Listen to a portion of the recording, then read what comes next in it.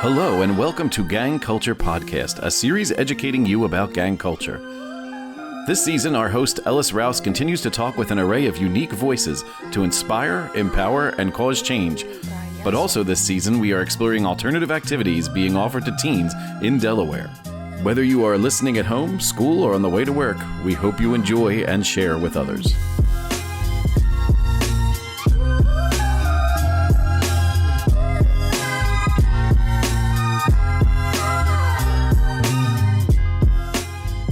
Welcome to another episode of Gang Culture. I'm your host, Ellis Rouse, and joining us today is Konta, Copeland, and Robert Betts Jr. of the Network Connection. Network Connect is a nonprofit that takes community connection, resource building, and information awareness approach to youth and family development with community at its center.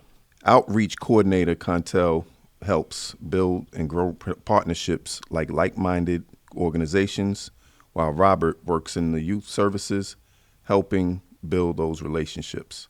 Robert and Konta, thank you for joining us today. Thank you for having us. Man. So, can you tell us a little bit about yourselves? Yes, sir. You good? Personal or job-wise? Both. Yeah, could do intertwine. So, I am a father of 5, 4 girls, 1 boy. I am a man who made mistakes, who's still learning how to correct them. And I would say right now, I'm in my purpose right now, because what I'm doing now is trying to help the youth make less mistakes as I made as a kid. So I think with the program that I'm a part of with Network Connect, which is Future Culture Creators, which is a teen workforce development program where we, like he said, try to give teens another way instead of running to the streets. Like, we want to teach y'all how to do a resume, how to have a cover letter, how to do headshots, how to deal with workforce discrimination, how to just be young men and women in a world that don't see you as productive people as this, but they see you as problems. So I'm just here to try to help change the narrative. I'm gonna go a little, So, could you repeat your question? So, if you can just tell us a little bit about yourself. A little bit, okay. Like an origin. Yeah. How I got to here. A little bit. Okay. All right. I was born in Athens, Greece. Child of military parents. Moved to the United States when I was 4. Stayed in Georgia for a couple years, and then I moved to Delaware when I was for about a year. So I stayed in Georgia for about a year, moved to Delaware when I was about 5. Went through the education system on the west side of Wilmington, which was like the Bayard, the Jenny Smith, the Kirk, and then I moved to the north side of Wilmington. Very much different, to say the least. As a teen, I was in the streets, incarcerated, but I flipped it and I went to college upon my release as a juvenile. Went to Norfolk State University for about a year, went to Carroll Community College for about a year, in Kemar, Maryland. Came back home and, kind of like went back to the streets. So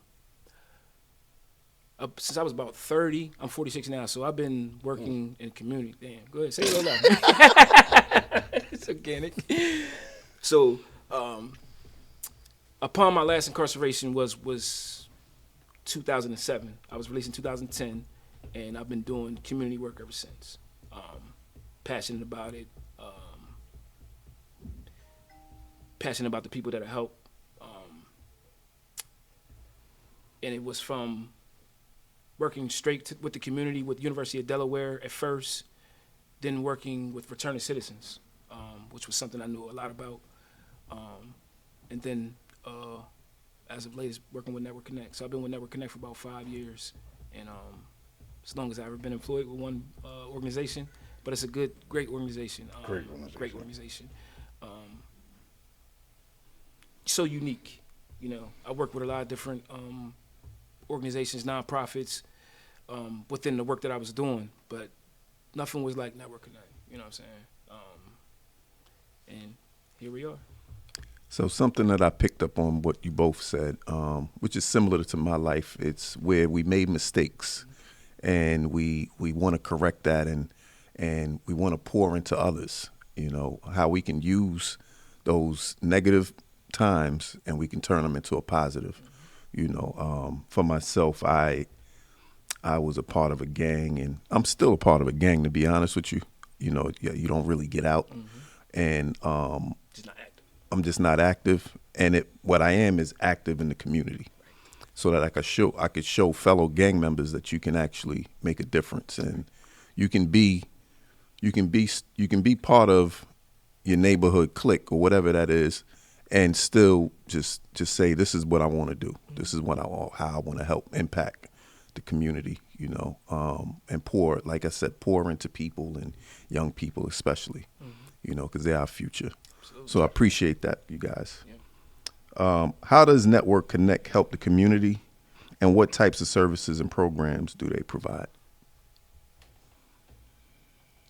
The whole concept of Network Connect is helping the community, so it ain't no one way. Like, you can't find a way they don't help the community. Like, you want to be honest with you, there's not a way that they're not helping the community. Like, I never seen nothing like this. They if it was one of these organizations in every state, I can pretty much say like the world might be 75% better than what it is. And I ain't just saying that because I work there, because I chose to stay here and work here. Right.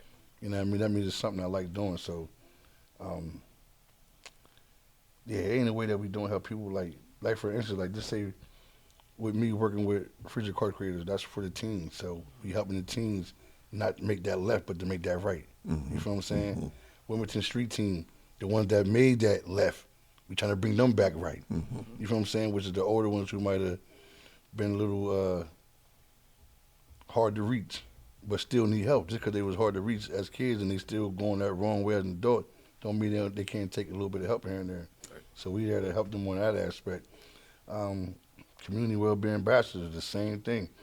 Out there in the community trying to help the ones who don't have houses find houses. If they don't have a job, find a job. It's anything like bills, electric assistance. Like somebody I can call him right now and say, listen, I got a person right here with me that trying to find somewhere to live. This is what they can afford. This is what they can't afford. This is where they want to go. This is where they can't go. And if he don't know, he can reach out to somebody else in their job, and within 15 minutes they're calling back like, listen, this is what I got for you. Yeah, so resources is a big part of what Network Connect does.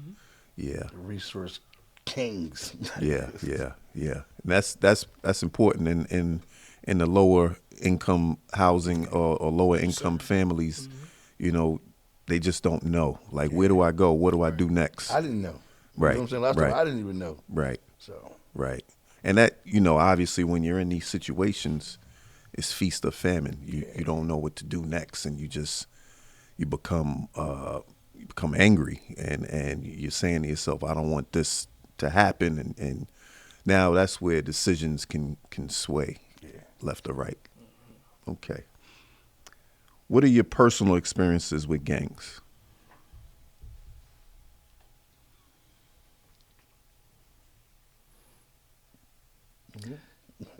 So, being from Wilmington, so the generation that we grew up in, we didn't technically have gangs. We had cliques. Okay. So it was broken down to, okay, you can start with the sides of town: North Side, South Bridge, East Side, West Side. Then you can go into the streets within them sides of town. That's how it's like kind of like broken it down too. We never really had like gangs. Yeah, it was just like streets. Like I'm from 24th Street. But you got a 23rd Street, you got a 22nd Street, you got a 27th Street. You know what I'm saying? And they're all cliques, but I wouldn't define them as gangs though. Yeah. We ain't had to really deal with the gang culture like other states do. Like, it ain't a Blood or Crip thing here or a Vice Lord thing here, or it ain't 2 minutes of that here. You know what I mean? Like the gangs, that's so-called gangs are a group of friends. Yes. So yeah, But we still had all of the violence or things that come with Come with it. Yeah. It's interesting that you mentioned the neighborhood thing. So I grew up in Brooklyn, New York. So it was streets, it was neighborhoods. This section of Brooklyn, Right. Crown Heights, Flatbush, Right. Brownsville, East New Right. York, Right.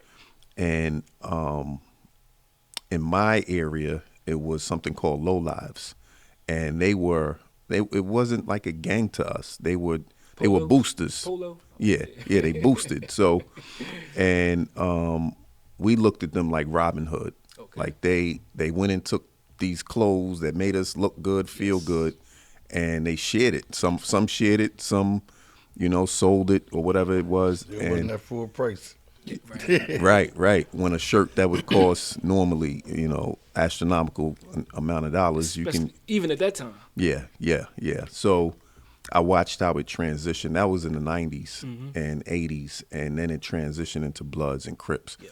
And I was a part of that transition when it became Bloods, and the seed was planted in me by actually watching a movie called Colors. And when I watched that movie, I picked a side. And when it came to New York, I was already privy to it. Yeah. So it's interesting how neighborhoods can turn into organizations like Bloods and Crips and Latin Kings or whatever it is, because you kind of already have a clique. Structure a little bit. Yeah, it is. We already have this, and then you adopt other methodology with what we're doing, and it was cool to us because now we had codes and things that we had to follow. Before, when we was just in the street, when we was just blocks or neighborhoods. Yeah, it wasn't really much structure. Yeah. So I find it interesting how gangs can almost bring structure to certain things. Obviously, if you're following the right thing, it can work out. But if there's always that bad apple that can turn things and make the whole bunch, a bad thing. Yeah. Why do you think people end up joining gangs? It's an array of reasons. Some people want a sense of belonging. They something they was missing home that they found out there. That family love that they was looking for a home, they might have found it in the streets. And that's pretty much how it starts though. What you ain't getting there, you're getting here. So Like a belonging, an acceptance, and to some degree, you can actually say that some people got more love from their gangs than they got from the household. Just because, at that time, look at a household where you might have had one or two parents on drugs. You don't want to go home. You don't want to go home. Like what's to go home too? It's go home too. To be abused, to be, like Starve. to get all, everything opposite of what you getting with your gang, with your homies. You know what I'm saying? Which can be enticing at a adolescence, 12, 13, 14-year-old. Especially when you're gaining from it. Yeah. You losing here and you gaining here, the choice was made. Yeah. For me, I joined because I watched the drug dealers take over the neighborhood. And the drug dealers weren't from our neighborhood. They were from other countries. So, especially up that way. So what ended up happening was they didn't have the same respect for the neighborhood. And my mom, a working woman, we had a nice home, and she's just trying to maintain, but then it became dangerous just to walk to the corner store, and she would see things like shootouts because of a beef between these drug dealers. And so I was angry, and I wanted to be with brothers that weren't afraid of the drug dealers, and I also wanted to be with guys that the drug dealers respected. So for me, it was definitely different, and I felt like you mentioned the sense of belonging. I felt like I belonged to something that could protect my family. I had a little brother and a little sister. I'm the oldest. Right. know, and I just felt like, how are we gonna survive? You know, these guys don't respect what we have here. So, you know, there's so many different ways that it can end up. I think I have a personal experience with that. Like, so I was raised by my father, military man, abuse. We call it beating, but different. No, it was different. Yeah. So I didn't get love where, like, I don't even think he ever told me. Like, no, I think Dude, that's crazy that you said that. he told me he loved me when I was locked up for attempted murder. I was 22. That's the first time my dad told me that he loved me. Yeah. So my homies, showed love to me. So That felt better. That felt better than going home. Yeah. You know what's crazy that you said that, right? And I think that came from, like, just how, like, black men just wasn't showing love, because, like, my grandpa to this day, and I know this guy loved me. I know he loved me from the bottom of his heart. But right now, we can be talking, busting on them great lead. All right, Papa, I love you. He will not say it back. Mm-hmm. And it's not like, I don't love you, so I ain't saying it. Like, he stepped up probably once and said it. Mm-hmm. But I can really count. That was really one time he said it. Mm-hmm. But I know he loved me. He didn't get that love from him. Yeah. It wasn't passed down to him. Yeah. So he don't know how to give it back out. Yeah. You know what I mean? He know how to be that provider and all that, but he didn't know how to, that love, so it didn't come from here to here. So it's generational. Yeah. And then I had to learn that. Then I'm thinking about how me and him might talk about his relationship with his dad. You know what I mean? Like, I don't see that dad he's seen. Mm-hmm. You feel what I'm saying? It's like my kids don't see the mom I had. They see a different mom. Mm-hmm. They don't see the mom I grew up with. Mm-hmm. So it's like he didn't have that love. So it's like when you said that, made me think about that. Like, like, you just, like, you know what I mean? Like, so right now, I have a 21-year-old son. I tell him I love him every time we talk. Mm-hmm. It could be a small conversation. Yeah. Text conversation. Yeah. I love you. Yeah. So what you didn't get, you're able to pour it back out. Yes. Yeah. So that's just so important for us to grow as a people. You know, there's things that the generations before us didn't get. So obviously them showing it to us, they just didn't know. Right. You know, so as we've evolved, we're learning, okay, we can do this, we can do that. You know, I think it's just so important that we're mindful, that we can pay attention to these things and pour it out, you know. Is it possible for someone to leave a gang after they've joined one? I think so. Well,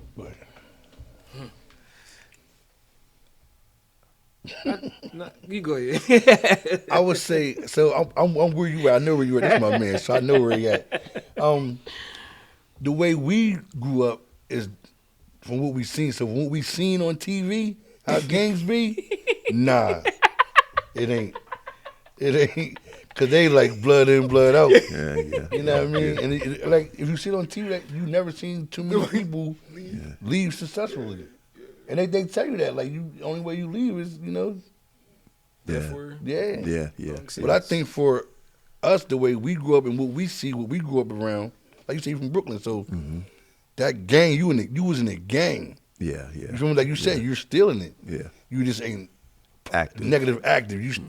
You like the positive side of it. Yep. And they respect that. Yep. You feel what I'm saying? Yep. Which is a good thing, because you can call on them, they can call on you. Yeah. You feel what I'm saying? Yep. But the way we grew up in Delaware, it's easy because it ain't no gangs. It's like, hey, matter of fact, me and you could be in a gang right now. Yeah, we ain't cool no more. So now forget you and the rest of the crew. Yeah. But it's Now I left the gang. It's crazy because they ain't doing that until you leave the gang. It's like, okay, we ain't cool no more, so I might kick you out because you ain't cool. So it's like friendship. Yeah. So they got little gangs now. Yeah, like yeah. But they friends. Yeah, they friends. You feel what I'm saying? Yeah. Once one of them stop being cool, and I'm not part of this gang no more. And now I might join this gang. And that's possible because I don't think their origins are not from a bigger. Exactly. They don't know too much about, like, I know you ain't probably too far. I know you probably seen Banging in Little Rock and all that kind of stuff. Oh yeah. They don't know nothing about that kind of stuff. Yeah, you feel what I'm saying? Yeah. They don't even sit home long enough to watch TV that's showing what a gang is probably. Yeah. When they see gang, they think of Chicago, King Von and Lil Durk and all of them, OTF, that's what they see as gangs. They don't know too much about the Bloods, the Crips, like all where OTF came from. They don't know them the origin of them that. They know what they see. Yep. Order, discipline that's attached to it, like the other stuff that's that's attached to it. That you know what I'm saying. They you know what I mean. Like they exist, but it's not structured the way they were. They gangs by relation. Yeah. What they can relate about. Oh, you hungry? I'm hungry. Let's hang together. Oh, you hungry too? Bring him in. He hungry too? Bring him in. Now we 4 deep. Now we the 4 hungry brothers. Men, right? You feel what I'm saying? 4HM. That's our gang now. 4 hungry men. You feel me? Yeah. And I watched it. I live in Edgemore, so I watched. Exit 4. Yeah, so I watched a lot of those young men. We started a program together, and it was a basketball program. It was successful, and they enjoyed it. As a matter of fact, I seen one of the young men at the gym the other day, and he just wanted to talk about how he has this job now as a plumber, this trade, and how he's so proud of himself. And he's in there with his girlfriend, and they're working out together, and he loves the life that he's been able to build. And he thanked me because he was like, he said, looking at you made me want what I'm doing right now. And I thought about that. I was like, just having an example, somebody that can show them different, instead of them just looking at each other and wanting guidance, and they don't even know what that is yet. Right. That's So where it go wrong. How that make you feel? Worth it. That's what's up. Worth it. It's and we talked off camera, like I'm not doing the work currently, but I do have I still have relationships with programs. But I am just happy that I had young people around me so that they can see that you can go in this direction and you can make these choices, and they know that I was a part of a gang, and they knew my story, so they see it made you more approachable. Yeah. So I'm just sitting here thinking, right, like I'm gonna say us, we made the decision that we made because of who we seen. Even though we had that positive dad or that positive grandpa that was doing right, the age gap made the conversations unapproachable. So him seeing you and knowing your story and not seeing too much of an age difference, you know what I mean? It made you more approachable, it made you more relatable. You know what I mean? So now, like, okay, I know Pop doing this, but I see my man doing this. Pop, I don't know if Pop had a little criminal past or what kind of rough past he's Pop trying to had. keep that from All I him. know is Pop is on the straight and narrow and he's doing this. I see my man came from the same thing I'm coming from, and this is where he came from, and this is where he at. Yeah. I like that, I need that, I want that. And Yeah. that's what makes people like us more approachable to Yeah. do the outreach that we do. Yeah. The key word you said, relatable. Yeah. When I do outreach and I go to Ferris and I speak to that adjudicated youth there, and I give them that whole story of where I was. I tell them about when I used to be in the street selling drugs, and because a lot of them want to make money. They're like, I'm not into the gang thing. I just want to make money. And I'm like, well, I did that too, and I had to figure that out as well. You talked about alternative activities, religion. That helped me keep a foundation of believing that I can do something better, and knowing that I can do something better with the help of God. And, I agree that, just having those core values, can help you through these challenges. A lot of our youth now, they just don't know how to choose better. They're just like, and like you said, the example, like we talked about. So if they don't know, okay, let me see. I see this person here, he's relatable. Okay, I can do the same thing he's doing. He went through those challenges like I'm going through them, and I can do something different. Yeah. They got to start seeing better to want to do better. Yes. Like it's going to be a very select few that just come out and want to just not go that way. Like Without no I got motivation I got 2 teens that It's crazy. I talk about them all the time. They in my FCC group right now. And when I seen them, I kind of judged them the wrong way. When I seen them too, they stayed to themselves, yeah. So I'm like, Total opposite. I said, man, I know they going to be a problem. No.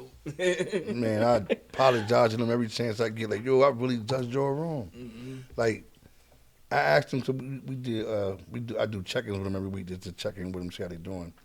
And I asked them, what made you not go left, man? With so many of people your age is going left with no problem. Why didn't you go left with them? That's it. He said, because I know my family love me. Yep. That was, he said, straight off the back, I know my family love me. That's facts. Mm-hmm. I was like, wow. So now I'm trying to see my family ain't love me. You know what I mean? You feel me? Right. But but he said he knew. Yeah. So you know what I mean? And he's covered. I Yeah. know his, Yeah. I know he covered. Yeah. And they smart, man. Like It's very smart. if you see them, they look like the typical, but they ain't the typical. They're not the typical. They above average, man. I'm Yeah. talking about like forensic scientists and Yeah. you feel me? That's Like what inspired that's where they at. Mm-hmm. Neuroscience. This is what they talk to me about. I'm Yeah. like, okay, now I gotta look this up because I don't know what y'all talking about. Yeah. So I gotta look this up so we can in the same playing field. Because y'all ain't great, I would do me. So now I'm like, yeah, okay, now I know what you're talking about. Yeah, talk to me. I'm with you. And they're becoming examples. They're Yes, doing what we're talking about. Yes. They'll be in those examples. There's going to be young men that are their age, young women that are their age. They're going to say, look at what they're doing. Mm-hmm. We can do that. And they're amongst, because one of them, you speaking specific, he may have 13 siblings. 10 are doing what we talking about. Exactly. He's How do you follow How do your you- brothers? Yeah, how you not? And they Like- doing it. Yeah. You feel me? Yeah. Them guys, they I ain't gonna hold, they motivate me, man. I think about them like often because like every time I think about I apologize to you, man, I really judged y'all wrong. I apologize. Like, we know, man. I just gotta give y'all that because like I really counted y'all out. That's a good thing that you do that because that's a part of growth as well. So as you go, you're gonna run into that where people are judging you, and if you can just stay the course and not fall trap to what people are thinking and think you have to do something different, So, that's good that you share that because And they're not like, even be offended when it's done to you, because sometimes we do it or we unconsciously yeah, do it. yeah, You know what I'm saying? yeah. Humans. Yeah. Okay. What can the community do to help kids make the best decisions about gang culture and lifestyle? Pour into these babies. Like the statement he just said, I know my family love me. If we had 9 out of 10 youth, I know my family love me. They won't be making the same decisions. They're not making decisions out of survival, out of influence. You know what I'm saying? Like they got some structure with life. Love. That's one. Education. Definitely education. What you think? Facilities. Like Where they can go? yeah, cause Something like this. we grew up Browns Boys Club. I'm talking about now. I'm sitting here thinking about. I'm trying to figure out where did I spend more time at, there or home. It was go home. Mom, I'm going to Browns. I would go to Browns. I would do my homework there. I would play there. Eat. I would eat dinner there. I would go home just to go home, get in the tub, go to sleep, go to school. Browns. Go back. Same thing. Yeah. You feel what I'm saying? Yeah, yeah. So like that's something that they don't have no more. So a lot of things that kept me, because I probably didn't get into trouble until I probably got in my later teens. Right now, that from like 6 to 12. yeah, from 6 to probably about 15, I was. You feel what I'm saying? Like I knew, but I ain't. You feel what I'm saying? But it was like we had Browns, we had Ellesmere. We can go skating. You feel me? Like it was stuff for us to do. It was boys clubs everywhere. It was skating rinks everywhere. It was we can catch the bus, go to the mall, see who get the most numbers.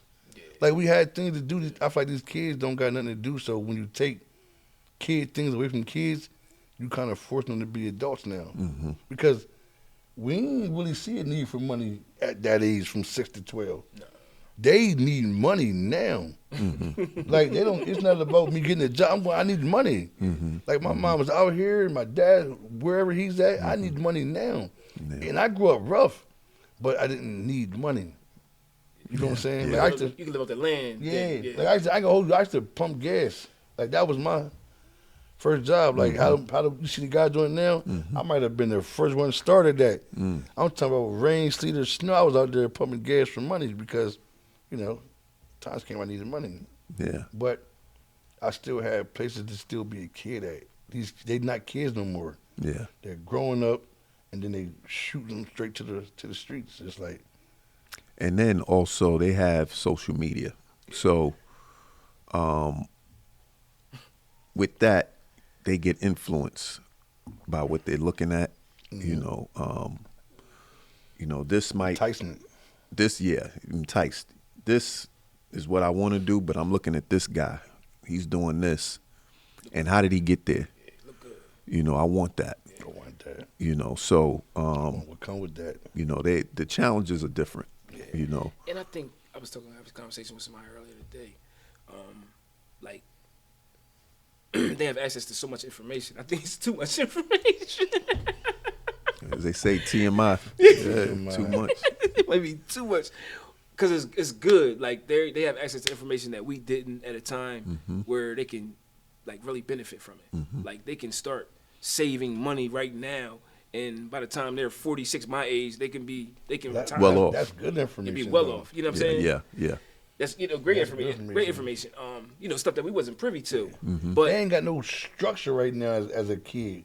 You got to think at certain times we couldn't even watch certain stuff because TV wouldn't be on that. You feel me? Like at a certain time of night, you need certain channels. You was limited to 2 channels back in the day after like 12 o'clock. now I can watch everything whenever I want. I can be on my phone. You can watch whatever you want. Yeah. Including the adult That's what I'm stuff. saying. Yeah. That's why I say it could be too much information. Yeah. So something that I try to do when I go to Ferris and I talk to those kids, I'll show them little audio books on YouTube that they can look up, and then we'll actually listen to them together and break it down so that they can use that TMI to their advantage. Because before we had to go buy a book or go to the library. You can actually just go on your phone now, and you can get the book that like I was showing them about how rich people think and what is their mindset and what do they do, what are their habits, how they can work on those things now early while they're incarcerated, and when they come out they can say, okay, this is my attack, this is how I'm going to go after making some money, instead of homeboy down the street that might have a quick, fast, easy way of doing it. They can say, all right, well, but how long does that last? I've read this book, I listened to this book, and this book shows that if you take this route, you can end up here. I have a younger brother that's health insurance. He has his own call center down in Fort Lauderdale, and he's living like a rapper. He has the Lamborghini, he has all of that. How old is he? He's 30, older 30s, and crazy. I showed him that because I want to entice them. Right. Like, look at what he's driving. Look at his house. Right. Look at what his friends are doing. And he's not doing to get where he at. Right. And then I tell him these are the things that he does. He reads books. He listens to books. He meditates. He takes care of his body. He takes care of his family, and he's successful. I think the only way they would go for it, they got to see that. Mm-hmm. See what they saying now is the instant gratification. Mm-hmm. They saying they're not even saying the process. Yeah, they're not even saying the process it took. They say because the end result right now was So that's what they see. I think seeing stuff like that, like your brother, not just seeing on TV, seeing him in person, like knowing somebody like, okay, he's from around the corner from me. This is what he's doing. It makes it more believable. Yeah, They say seeing is believing. Yeah. So what they saying is what they believing in, and that's what they going after. They do want to see it. Yeah. They do want to see They it. go, if not, it's far fetched. If they don't see it, then it's too far fetched. I ain't got time to reading this book. Yeah. Because like, who to say what you saying? This book gonna be real. But he's right here, and he's telling me this is what he got from reading this book, and he's showing me. Okay, it's achievable. Yeah, It's achievable. And that's why I point them in the direction of listening to the book, almost like listening to music. Yeah. You know, sometimes you just don't feel. You take it in different. Yeah, you don't feel like you're understanding what you're looking at. Okay, I'm listening to it, and I hear what the message is. Feeling, all that. Yeah. Okay, I asked that. If you wanted the audience to take away one specific message today, what would that be? I got a couple things popping into my head, but the first thing was stay hungry. Stay hungry. Always want more. Don't settle. Don't give up. And be consistent. Matter of fact, that's what it is. Forget everything else I just said. Be consistent. Consistency will get you anywhere. Whatever you want to do, be consistent at it, and it'll get you anything you want. That's what it is. Stay consistent. Mm-hmm. I'm going to say it costs you nothing to be a good person. Be kind. Costs you nothing. At all. And it's energy that can be multiplied. You give it, and then they give it, and accept it, and give it off. Just love, man. Love. Yeah. Love, B. As Scott said, so when Scott was talking to you guys, and he mentioned each one teach two. That was hard. You know, that's the But first they say time that I was heard a bar. Yeah. That was dope. Yeah. Being kind, yeah. Course you Consistency, yeah. Yeah, that's something that I preach is discipline. I work out. That's something that I do for myself. Listen, that's why I say consistency, because I'll be on my workout, but I don't be consistent with it. But when I do, I see results. I feel better. Feel good. So that was probably one of the reasons why I even said consistency, though. Yeah. So. And that's a way of, branding yourself. Yeah. People, one of the things that helped me in my journey was being consistent with fitness.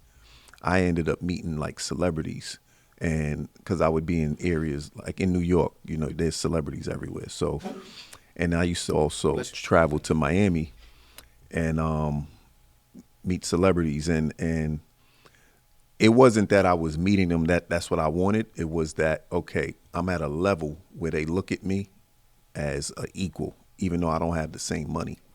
They see a person, and the first thing they would ask is my discipline, your religion, the discipline, and I realized, oh wow, I can use this. I use it to my advantage. The rappers, they want to know, okay, what do you do? Because they have their discipline to get to where they're at, and I try to share that with young people, like build that discipline. Religion, build your discipline and consistency. That will take you a long way, because once you start to become an adult and you get into certain workplaces or job opportunity, what's going to keep you there? How are you going to elevate when you get there?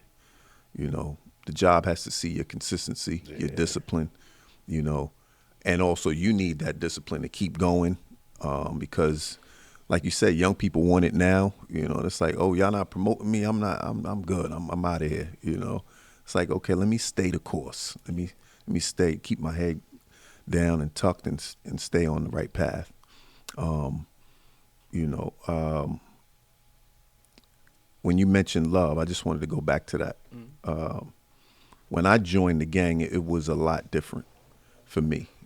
I didn't get jumped in as some people would, or had to do something. I actually had to bring the leader of the gang to my mother. My mother wanted to meet the leader of the gang because I told her. That was the difference. I communicated with my mother what I was thinking about doing. And she said, if you're going to do this, because she's dealing with the same thing in the neighborhood with the drug dealers. So she sees she can feel what I was going through as a teenager at that time. And she's like, you know, if you want to do this, I need to meet him and I need to talk to him. And I was there. And the thing that they talked about was the love that she has for me. And she said, listen, if you cannot oversee and make sure my son is okay, I'm going to look at you as the person that took this love away from me. So when he heard that, that kept him bonded to that. Yeah. And kept me straight. You know, he made sure I was okay. I mean, That's different. It's very different, Yeah, so you know. Words mom told him, ain't gonna happen to my son. I'm coming to see you. Yeah. Told him. Yeah. And his love for his mom, he knows what that means. You know. It resonated with him. You know. Yeah. So I share that because not everybody's gonna have that. You know, it's not always there. I have students that they don't like their mom. They don't like their dad. Yeah, that you know. Sounds crazy. You know. I met my mom once. Yeah. Everybody's different. Yeah. Every situation is different. You know, but I took my situation and I used it to the best of my knowledge and it worked out for me. And that's just something that I like to share with everyone, because whatever your situation is, look for the best outcome, you know, and try to take the right route, because, you know, you just don't know where life can take you, you know. But I appreciate this conversation with you, brothers. Hey, thanks, and I appreciate what you're doing out there. Thank you. The examples that you're setting and the relationships, you know, it's just key. Appreciate Likewise, it. brother. Yeah, thank you. Thank you, man.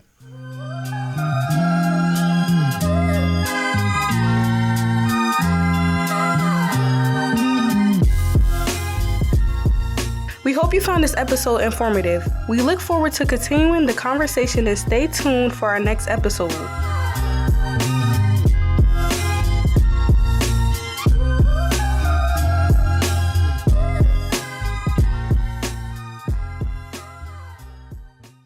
You're listening to a production from The Cause. Learn more at causetheworld.com.